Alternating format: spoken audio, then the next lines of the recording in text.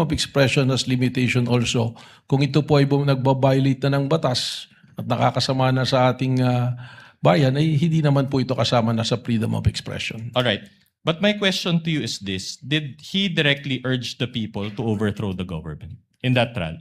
Ang sinabi po niya, base sa aking testimonya, ay isang ulo lang ang gusto namin, ang ulo ni Bongbong Marcos. At kung matatandaan po ninyo, ay correlated it dun sa mga dati pang mga pangyayari. Hindi lang po yung event at sinabi na yun ang aming nagbasehan base sa aming pamantayan po sa pag-assess po ng banta o ng threat po. But that was your own interpretation of what That is happened. not only my interpretation, but is the interpretation of the new National Bureau of Investigation based on the standards that we follow, consistent to the standards All that right. we are following. Is it your interpretation that those also demonstrate destabilization efforts? Please repeat, pakiulit mo, Is it sir. also the NBI's interpretation that those remarks constitute destabilization? Argumentative, Your Honor. No, if the witness can If he answer. knows, Ano pong particular na sinabi? That speech by Mayor Baste in general. Yung pong kanyang sinabi na ang ulo lamang ni Bongbong Marcos ang kailangan namin, at sabi ko nga, in correlation to the other events, applying the 5-factor standards that we have been using, which is recognized by other jurisdiction, doon po kami nagkaroon po ng konklusyon. Sorry, Director, I didn't quite get your answer. So, are you saying that that's destabilization or no destabilization? Misleading, Your Honor. no, the director hasn't answered yet. He cited the basis, but cut short of answering the question. So, is it based on the 5 pillars of your investigation, Director?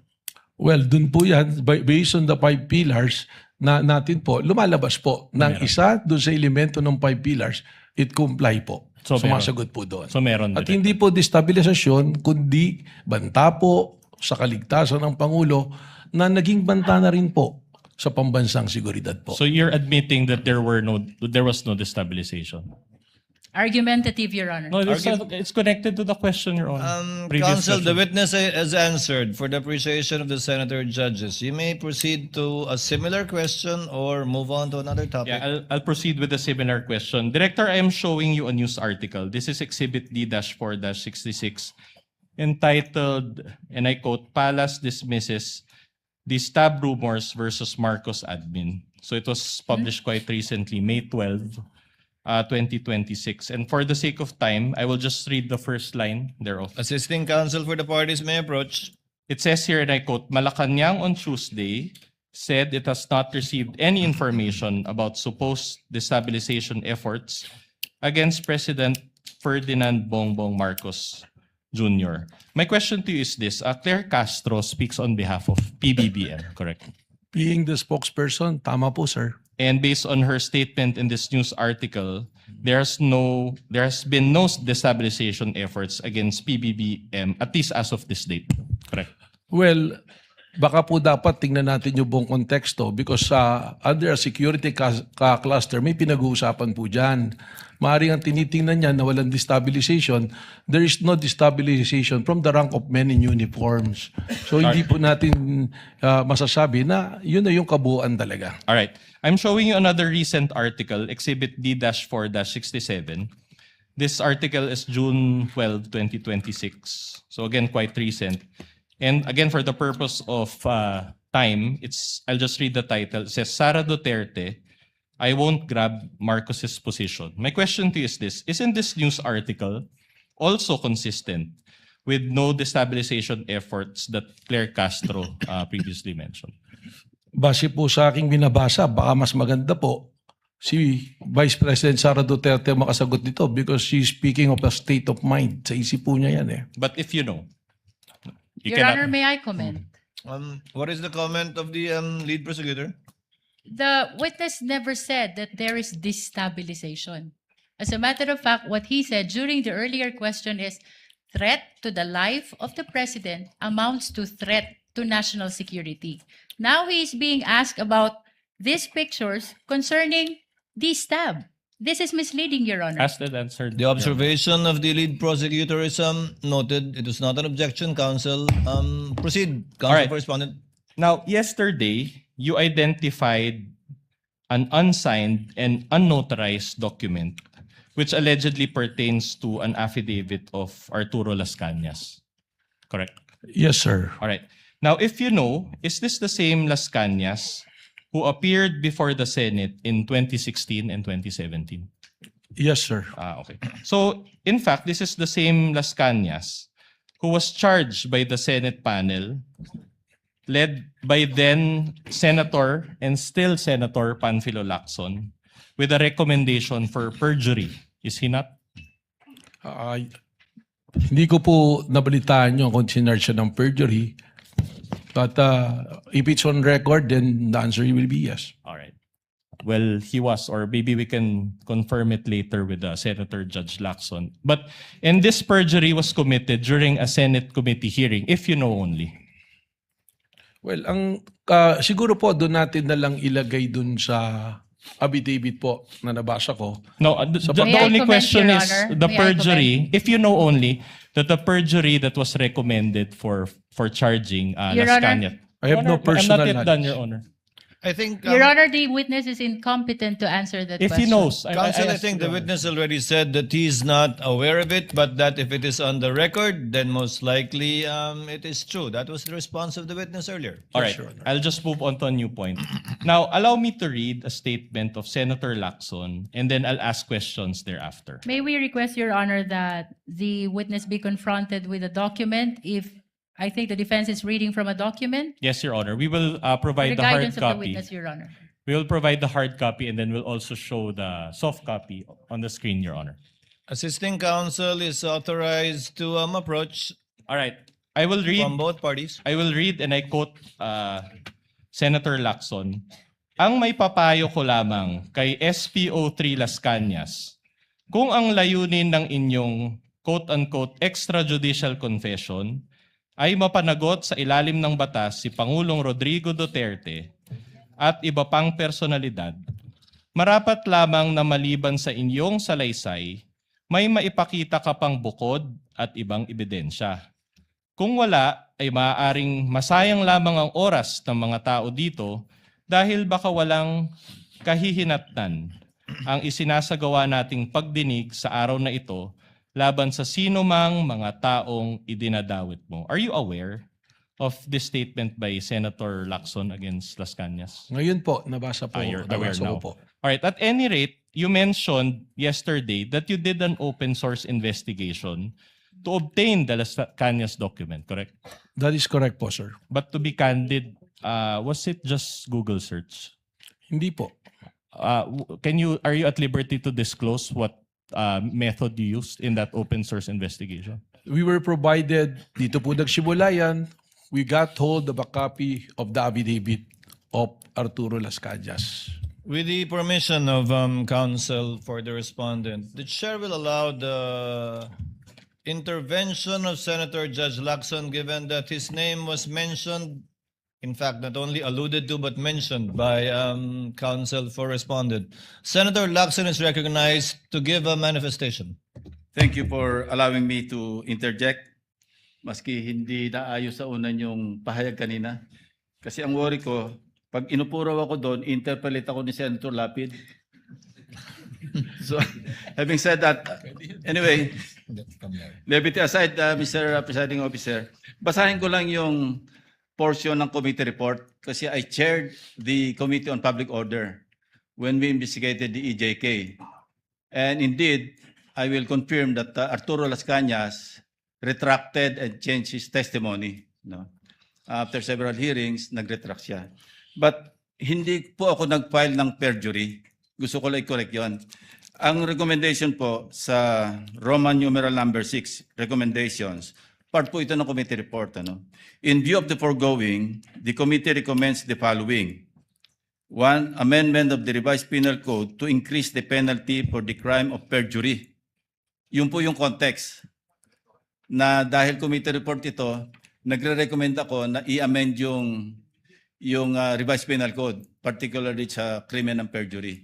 Pero gusto ko lang i-correct na hindi ako nag-file ng perjury. Thank you. for that The clarification. manifestation is noted. Counsel for the respondent may proceed. But At you're at liberty to disclose who searched for that Las Cañas document. Ito nga po, yung pong dokumento, we got hold of it. Sabi nga po natin, meron po kami mga tinatawag na amin pong mga informants at mga source. It was provided to us.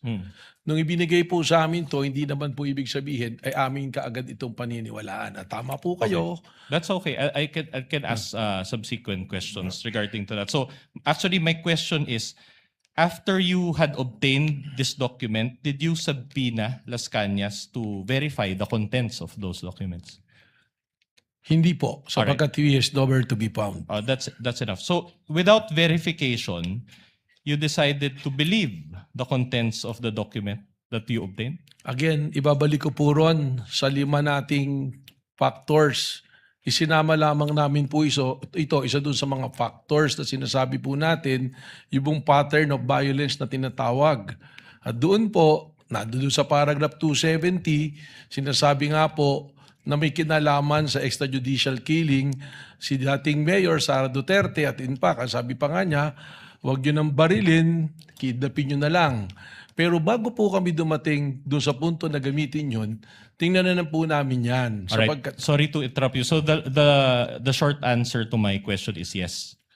Pakiulit po yung Alright. tanong ninyo. The question is, did you decide to believe the contents of the document without verifying it with Las Cañas? Yun nga po yung sagot po. Opo, hindi Yes. kaagad. Kaya po ikinikwento ko nga kung paano po namin nagamit yun. Alright. So hindi po kaagad namin pinaniwalaan. Okay. Your Honor, may I just manifest that the defense is actually misleading already the witness.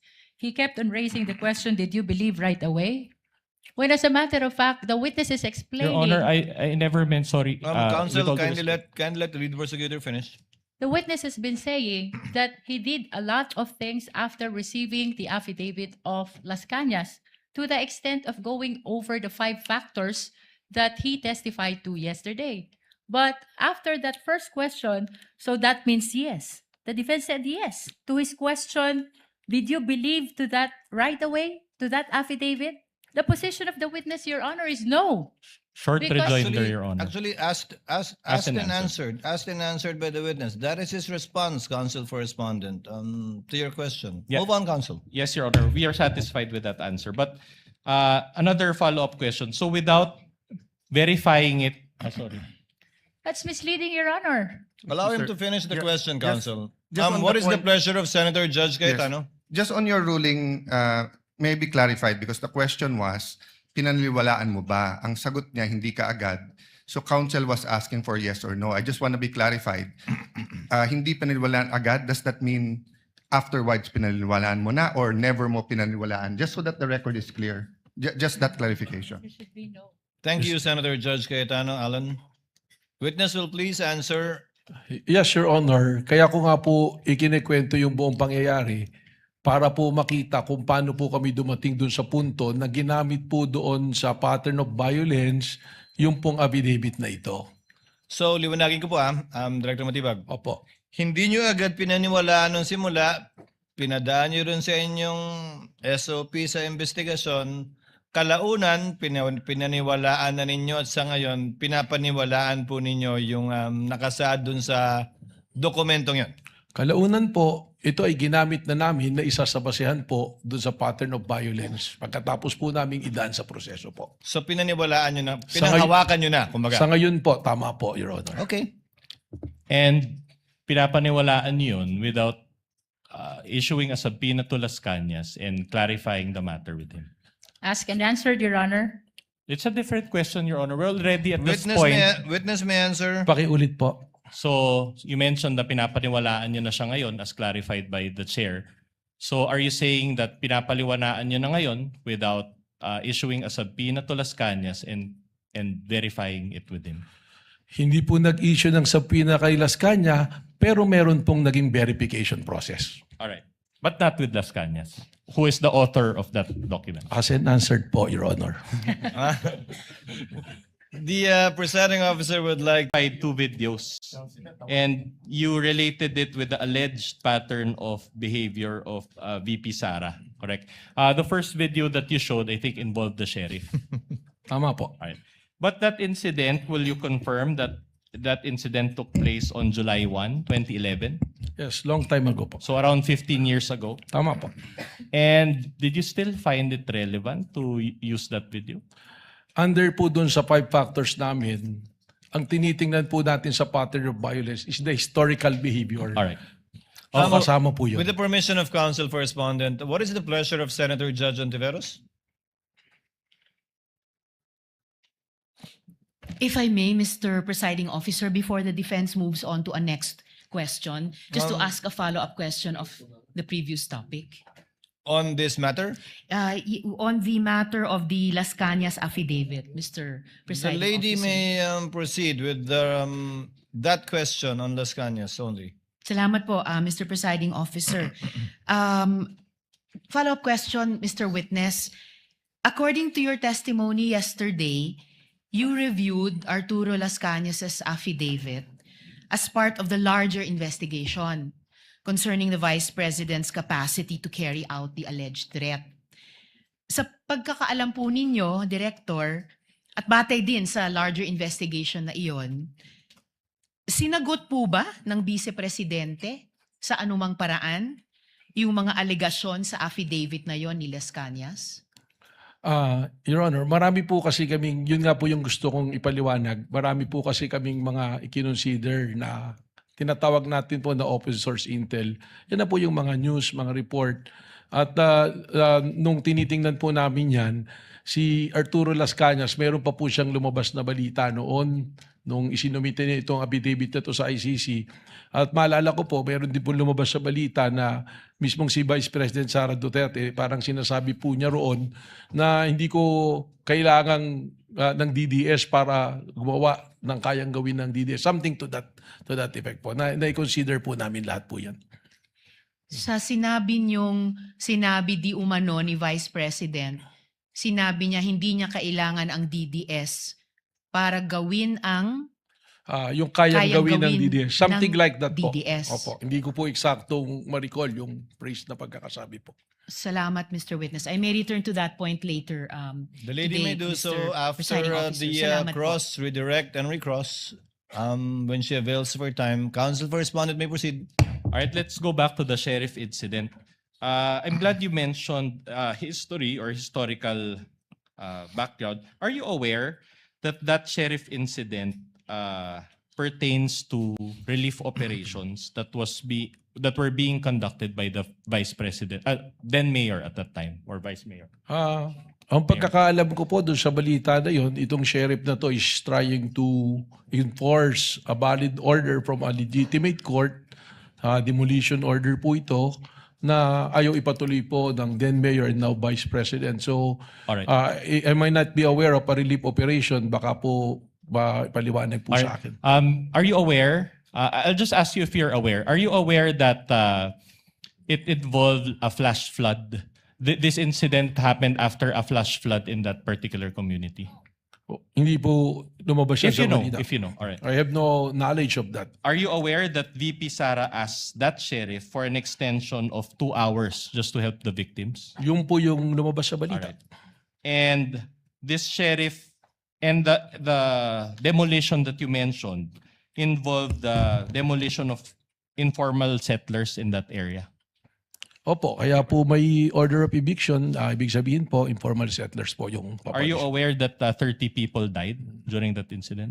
I have no knowledge of that, Your Honor. So in other words, are you also aware that it was the sheriff's refusal to provide the 2-hour extension? That's why VP Sara got Well, angry. that is the claim of the then mayor. If you know only, if you know. I have no You knowledge have of no that. Your knowledge. All right. I'll move on to a new point. Now, you also mentioned to establish this alleged pattern of behavior, the October 18, 2024 press con, correct? Tama po. And this press con took place obviously before the material that you used or the November 23, 2024 press con. Tama po. All right. I'm showing you a video. Your Honor will just show one video. It's around 1 minute. This is Exhibit D-4-53, and the USB is separately marked as D-4-47. And then I'll ask you questions after this. Kindly play the video. The tech through the clerk of court is so directed.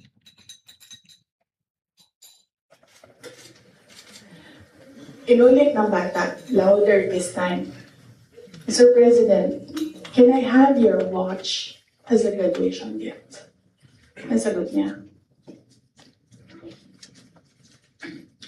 Why? Why will I give you my watch? At that point, may sakit na ako. Wasn't feeling very well. Nandun lang ako, nakakatayo ako dun kasi may gamot ako. Gusto ko tanggalin yung ulo niya ba?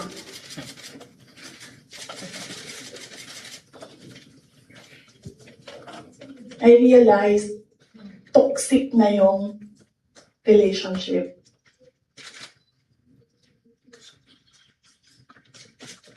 And it did not help na itong dalawang katabi ko, tumawa pa. Pinagtawanan pa nila yung bata. And I saw the humiliation sa face ng bata. I wanted to help him. Gusto ko sabihin sa kanya, itong relo ko na lang, relo ito ng Vice President, ito relo ng Presidente, pero I hope this will do. And then I realized na baka mas lalong mapahiya yung bata if I do that. So I just imagined myself cutting his head.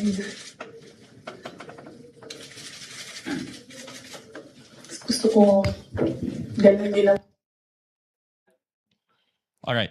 So is this the First of all, did you watch this whole video, Director Matibag? I've watched not the entirety of the video. Not the entirety, Yeah. because it's a long video. It's That's correct. almost 2 hours.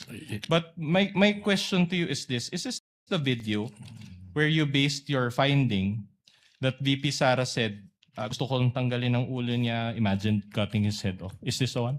Yun po. Alright. Yun po yung video na yan. And will you agree with, wasn't this press con heard by the general public? Opo. And didn't VP Sara say her statements in jest? Well, It's speculative, Your Honor. Honor, the witness is smart enough and competent enough to answer. Nevertheless, Your Honor. Witness may answer. well, again, I will say I cannot go into the state of mind of the Vice President, and precisely the reason why do sa pattern of violence, kasama po talaga yan yung pag i-consider natin.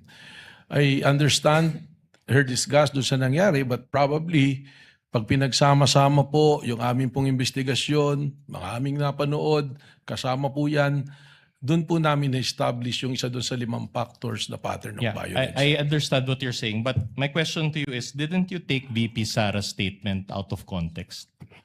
Mahirap po para sa aming law enforcement na yung ganyang mga statement ay amin pong babaliwalain.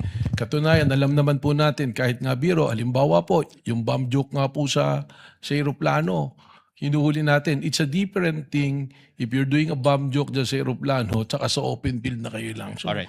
sa amin po sa law enforcement, we have to give credence to that and i-process po namin. So at any rate, you consider this portion of VP Sara's statement to be grave and serious, to be a grave and serious threat based on the standards that you mentioned yesterday. Hindi po yun ang sinabi ko. Ang sinabi ko po, kasama siya doon sa i-consider na marami pong factors para ma-establish po ang pattern of violence. Isn't that kind of a stretch? It's argumentative, Your Honor. Argumentative. Move on, counsel. Nothing further, Your Honor. Thank you. Salamat po, sir. Redirect. Lead prosecutor. Any redirect? Your Honor, may I request for a 5-minute break?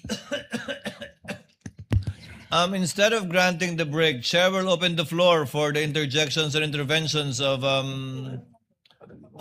some of the senator judges. You have your 5 minutes, counsel. Senator Judge Erwin Tulfo, thereafter Senator Judge Lacson, thereafter Senator Judge Rafi Tulfo, and hopefully Senator Judges Villanueva and Pangilinan, that might be in excess of 5 minutes already. We will just, Your Honor. we're making the most out of the 5 minutes. Yes, Council for the Just one respondent. manifestation, Your Honor, Yes, Counsel. regarding the interpellation of the good Senator Ontiveros. We just want to set for the record, Your Honor, that insofar as the Las Cañas affidavit, the Vice President was never given an opportunity to respond to it Formally. formally. Noted, Senator And- Judge. Yes, Counsel? Counsel for the respondent, anything additional? And the VP was also not made to answer to the what's it? And it was not part of the impeachment complaint, Your Honor. For the record. Noted. Noted. Senator Judge Erwin Tulfo, you have 2 minutes, sir. Thank you, Mr. Presiding Officer. Sa ating pong testigo, kahapon po nabanggit ho ninyo na meron na po kayong persons of interest na umanay kinausap na po ng VP Vice President Sara Duterte